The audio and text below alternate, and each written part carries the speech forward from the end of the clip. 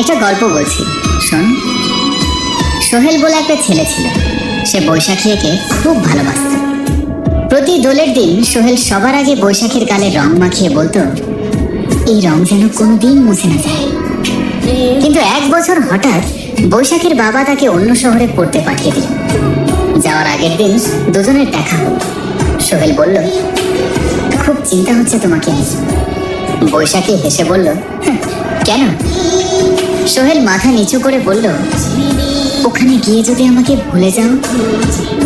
বৈশাখী তার হাত ধরে বলল, এমন কথা কোনোদিন বলবে না, আমি শুধু তোমার। পরের দোলে আমার জন্য অপেক্ষা করো, এসে তোমার কাছ থেকেই রং মাখবো। এক বছর কেটে গেল।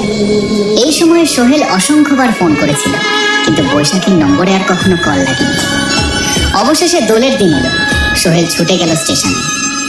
বৈশাখী ফিরল ঠিকই, কিন্তু অন্য এক ছেলের হাত ধরে। তার স্মৃতিতে ছিল সিঁদুর। সোহেলের দিকে একবারও তাকালো। সেদিন বুক ভরা কষ্ট নিয়ে সোহেল নিজেই নিজের গালে রং মাখিয়েছে।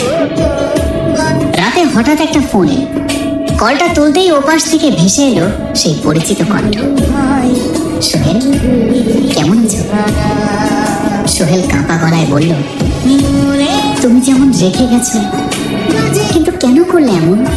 আমি কি দোষ করেছিলাম?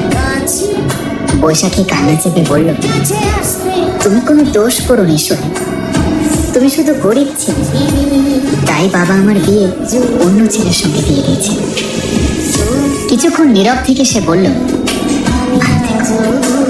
ফোনটা কেটে গেল।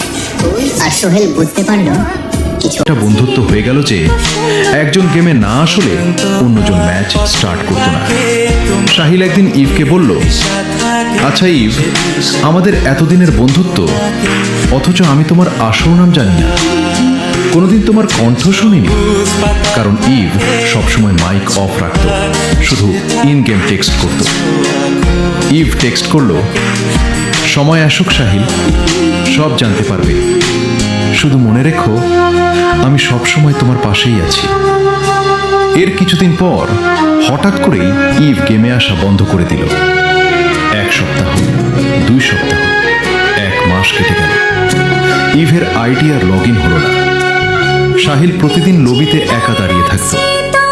তার ফ্রেন্ড লিস্টের অন্য বন্ধুরা তাকে বলতো, আরে ও তো একটা র্যান্ডম প্লেয়ার ছিল, হয়তো গেম ছেড়ে দিয়েছে, তুই অন্য পার্টনার খুঁজে নে। কিন্তু সাহিল পারল না। ঠিক 3 মাস পর সাহিলের ফেসবুক ইনবক্সে একটা অপরিচিত অ্যাকাউন্ট থেকে মেসেজ আসলো, আজকে এই পর্যন্ত, পার্ট 2 চাইলে কমেন্ট করো।